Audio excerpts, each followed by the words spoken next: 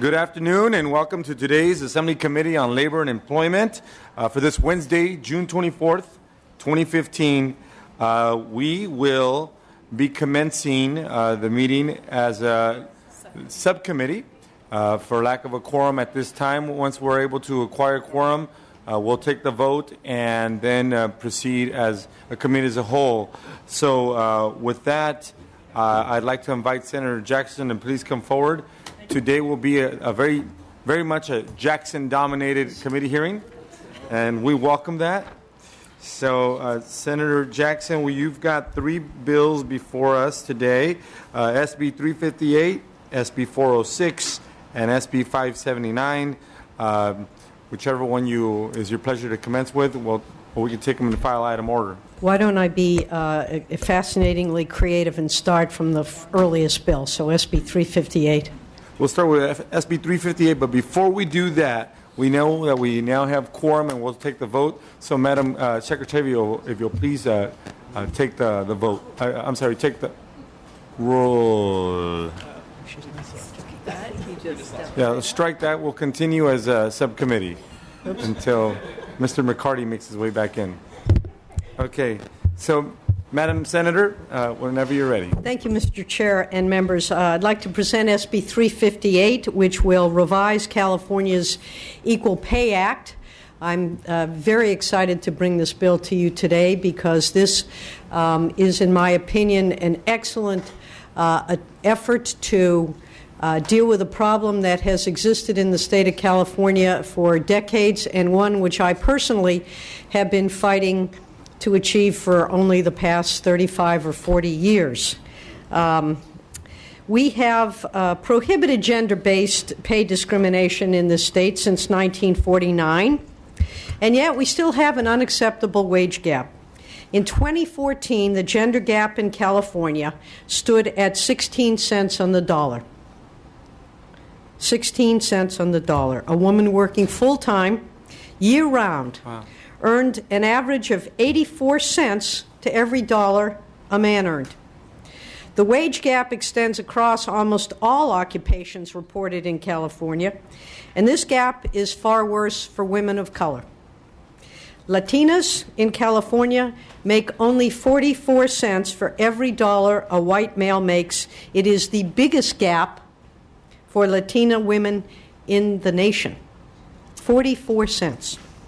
While the state's overall wage gap is slightly lower than the national average of 78 cents to the dollar, the persistent disparity in earnings still has a significant impact on the economic security and welfare of millions of working women and their families. Indeed, it is estimated that women leave $33.6 billion a year on the table because of inequities in pay.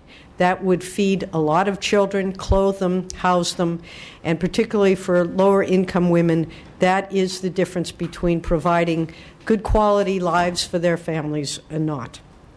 Now, the state provisions, which are based on the Federal Equal Pay Act, are rarely utilized because many loopholes make it nearly impossible to establish a successful claim. Pay secrecy also contributes to the gender gap because women cannot challenge discrimination that they don't know they're being paid less than their male counterparts. If you don't know, you can't complain. This bill will help close the wage gap in several important ways. First, the employee will no longer face retaliation by her employer for asking about the wages being paid to other employees. Again, you can't challenge what you don't know. Second, this bill would go steps further than current federal law in its powerful combination of additional provisions that would ensure that women can challenge pay discrimination based on wages paid to other workers at different work sites of the same employer. For example, a grocery checkout clerk who works at a store in West Sacramento could challenge the higher wages being paid to the grocery checkout clerks who are of the opposite sex and working at grocery chains in the Natomas. Workers can challenge pay discrimination based on wages paid to workers doing substantially similar work. This is an important phrase because up until recently, equal was defined as virtually identical. And substantially similar, for example, is you take a female housekeeper who provides room cleaning services at a hotel, now could challenge the higher wages being paid to the male janitor who cleans the lobby and banquet rooms.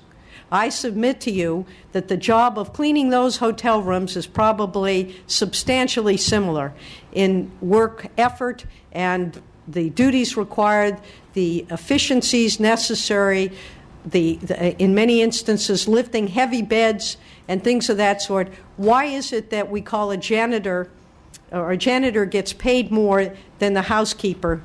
And I submit to you, primarily it's been gender-based. This will take a look at the nature of the work that's being done, and if it is substantially similar, there cannot be that differential in wages.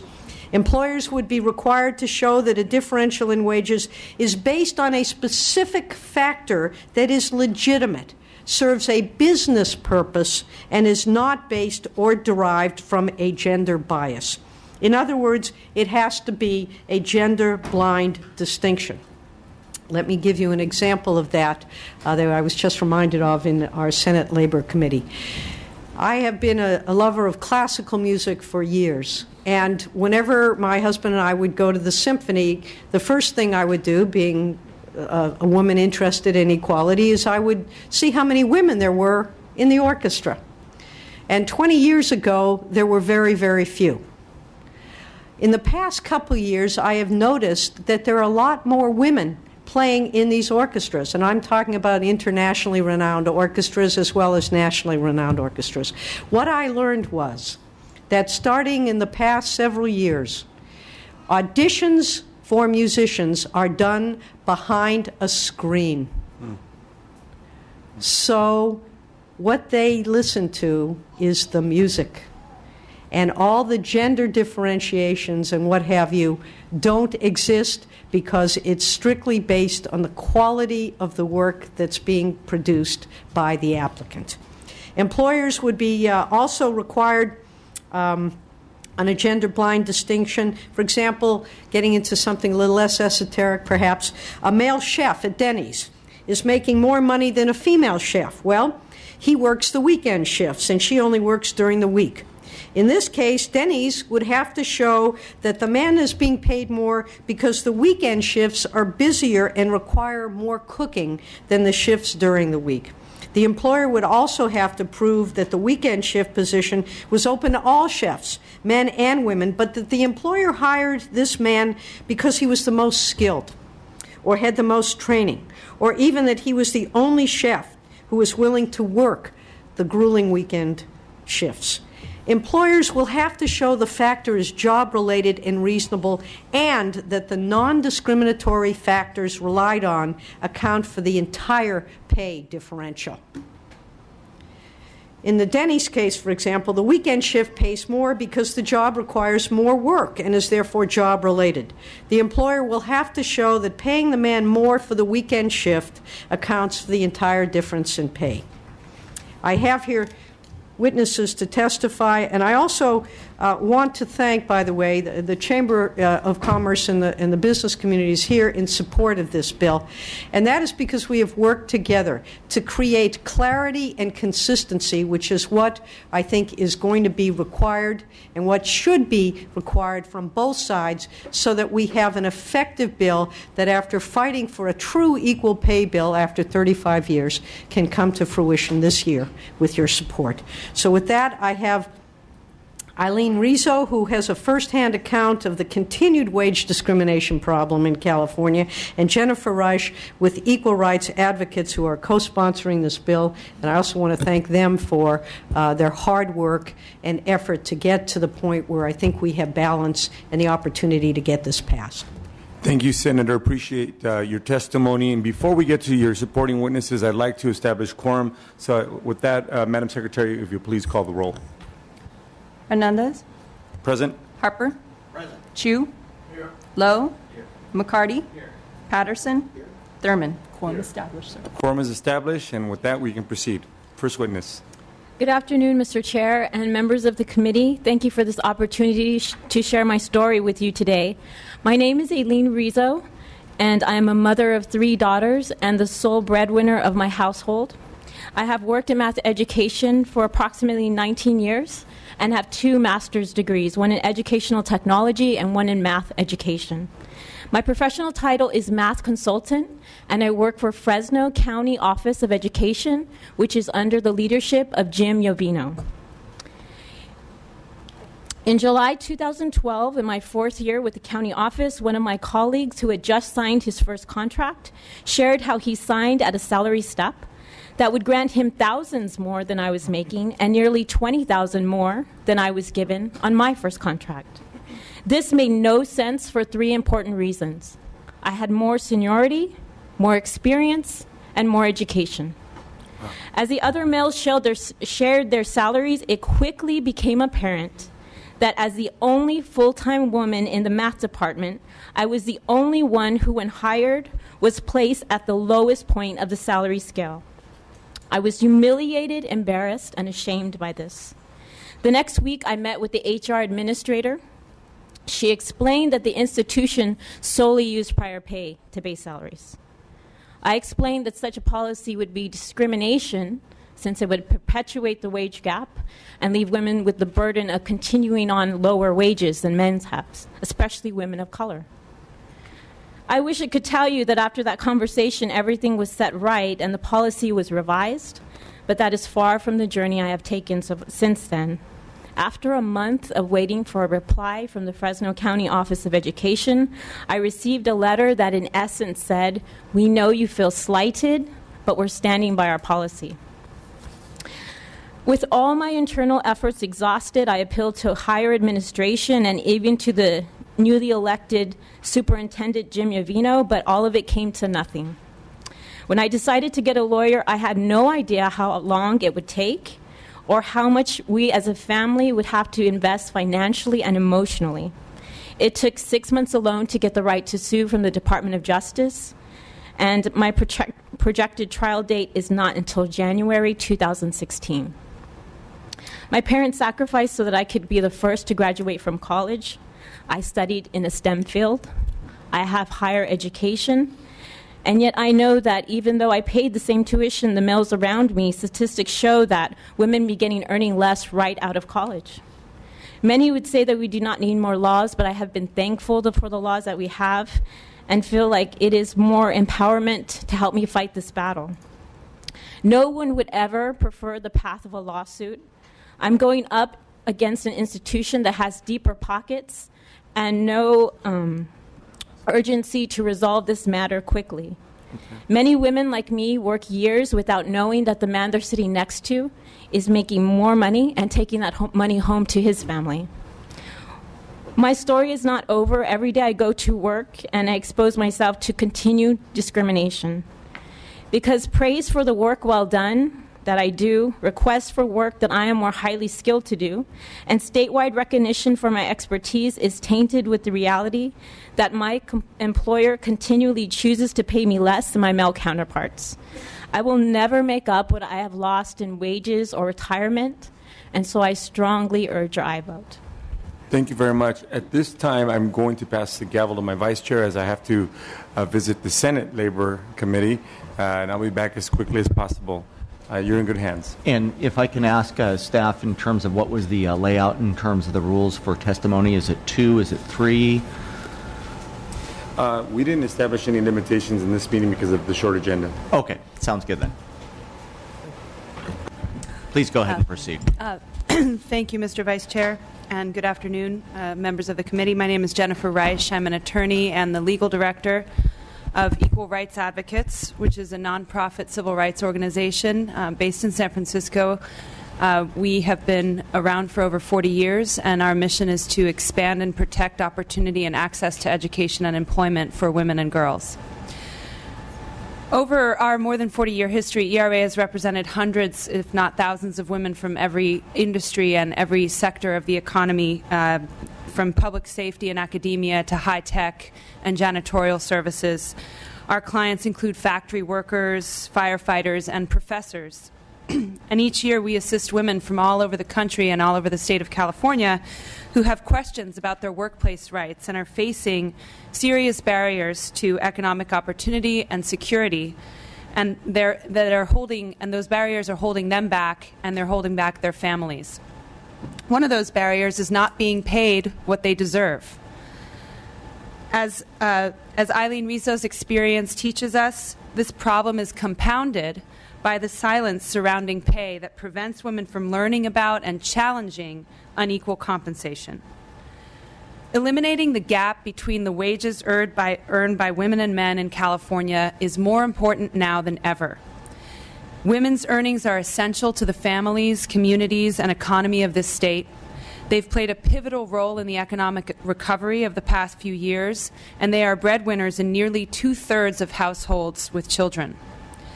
However, women in general, and women of color and mothers in particular, continue to lose precious income to this pervasive and gender-based wage gap. The wage disparities that you've heard about in the statistics and that Ms. Rizzo has experienced personally, they affect men and women in every occupation and industry, whether the field is a highly dominated one like nursing, or a very traditionally male-dominated one like manufacturing or finance or construction. It touches women who have high school diplomas and who have PhDs. And despite the federal and state laws that we have on the books, this gap has barely budged during the last decade. This bill, Senate Bill 358, will really be critical to address two of the significant contributors to that persistent gap. The first is the fact that women still are not always paid equally to men for doing substantially similar work. And the second problem that SB 358 addresses is the widespread lack of information and the culture of secrecy about pay that prevents workers from unearthing the pay disparities which cannot be explained by any legitimate job-related, non-discriminatory business purpose. SB 358 will strengthen our existing our existing Equal Pay Act in several important respects. So first, it will ensure that workers can point to comparators who are employed by the same employer in a different facility, as Senator Jackson pointed out. It also will clarify the factors on which employers can rely to pay employees differently for doing the same work. And it requires more specific business justification to demonstrate that reason that you're using to pay someone differently can truly justify the entire differential.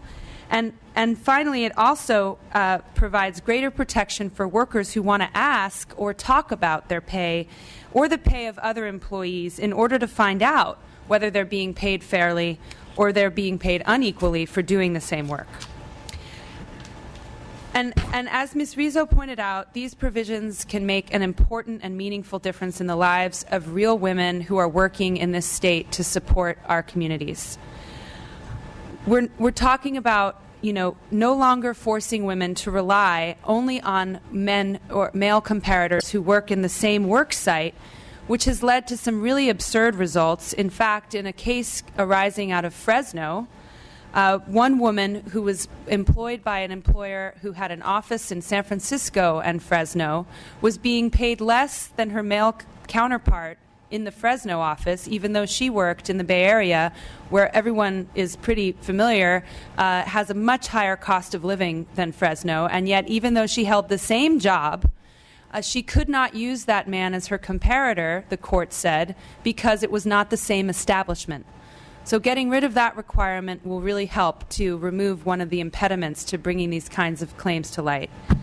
We represented a woman named Lauren several years ago who had finished her graduate studies in geology and was immediately hired for a position right out of her graduate program. And it wasn't until several years into working in that job that she learned from her male colleague that he was hired right out of school, in fact, the same graduate program that she had been in, but for $10,000 more.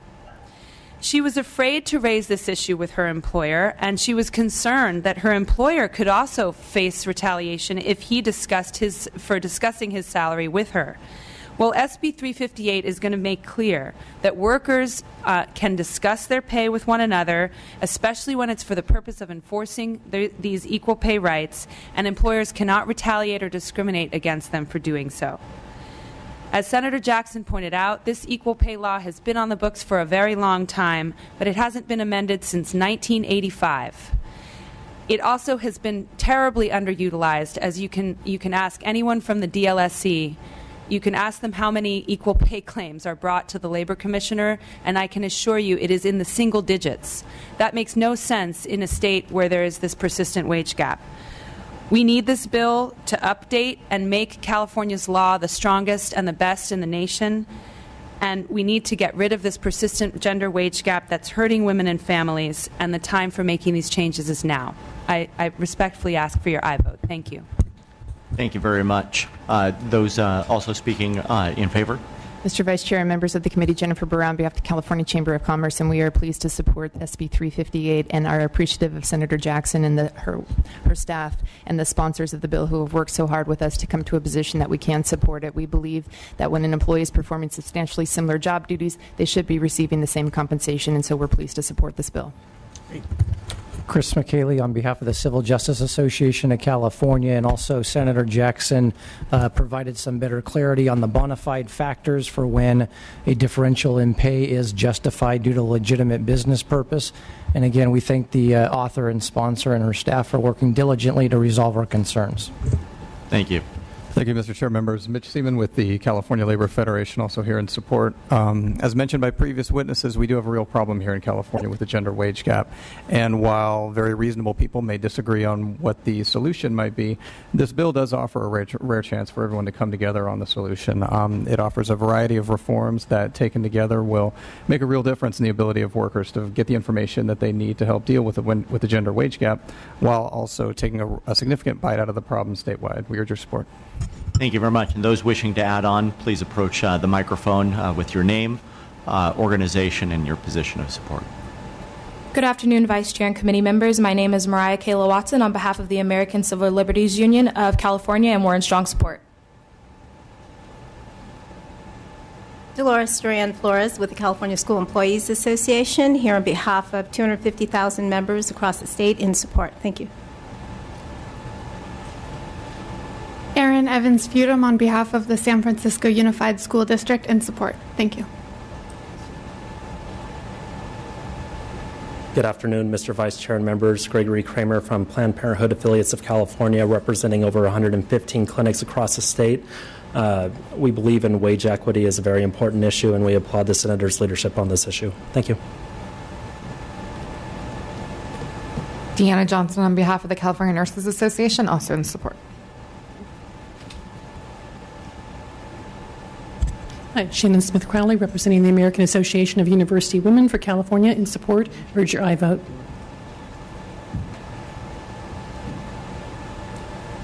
Jim Lindberg on behalf of the Friends Committee on Legislation of California. We're in support. Raji Prasad from the National Association of Social Workers California, also in support. Julia Parrish on behalf of the Legal Aid Society Employment Law Center. We're a proud co-sponsor of this bill and strong support.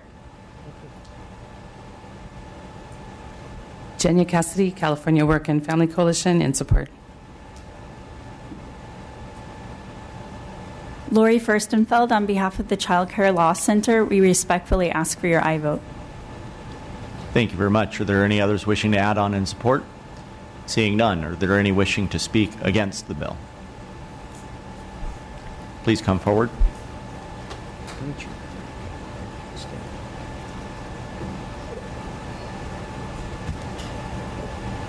And please state your name for the record and proceed. Yes. My name is Patricia Belisama. I'm president of California National Organization for Women. And we are in opposition unless amended. All of the testimony that you've heard here today just insert race, sexuality, disability. What's the difference? Is there two standards? equal pay for equal work if you're an able-bodied white woman, and if you're a woman of color, if your comparator is a male. But if you're in a job like my former clients, the Los Angeles County police officers who were predominantly Latino and African American, different job titles, did exactly the same job, but we had to prove intentional discrimination rather than having access to the Equal Pay Act. There's a significant difference, and yes, it's been underutilized. And the changes that are being done to this bill are phenomenally good. And we want to state for the record, there is nothing about this bill that we object to that has to do with the substance of the bill. It's just the historical exclusion of other statuses that we're going to not only maintain, but because we're stating on account of sex again in 2015, we know that the courts take that very, very seriously. And how long will we have to wait for the lines of women, including LGBTQ, disabled? How long will it be before we'll be able to come back to this body that truly have an equal pay for equal work act? So we're just asking for a simple amendment to just conform the Equal Pay Act to every other anti-discrimination law in this state. We're here, we can do it, it's California. We have a Democratic governor, and we have a Democratic Assembly and Senate. We should be able to get this done. And we know how long it's been. It's been way, way too long to be able to fix this act so that it has some utility. But women of color can't wait. Lesbians, transgender, differently abled can't wait for another 35 years to go by. Not when you can do this now. Especially when there's no legitimate reason to not do it. It's not going to cost any more. Doesn't put any more burdens on employers. They have to abide by and make sure that they're not discriminating across all of the status groups already. So all we're talking about is access to a cause of action for predominantly women who happen to be of all either one or a compound of all of other statuses to be able to achieve equal pay for equal work. So it's unfortunate that we had to take a public stand. I wish that we could have done this privately. But we're here today to publicly request that this committee insist that other statuses be included in the benefits of the strongest Equal Pay Act in the nation. Thank you. Thank you very much. Are there any others seeking to speak against the bill? Any wishing to add on against the bill? Seeing none, that will conclude testimony. Comments, questions from members of the committee? Okay, there's a motion by Chu and a second by Thurman. Are you seeking to speak to the bill? Yes, thank you, Mr. Chairman, and thank you, Senator Jackson, for bringing the bill. I just cannot get past the idea that in 2015 that we still have to have these conversations. So I appreciate that you brought the bill forward. Ms.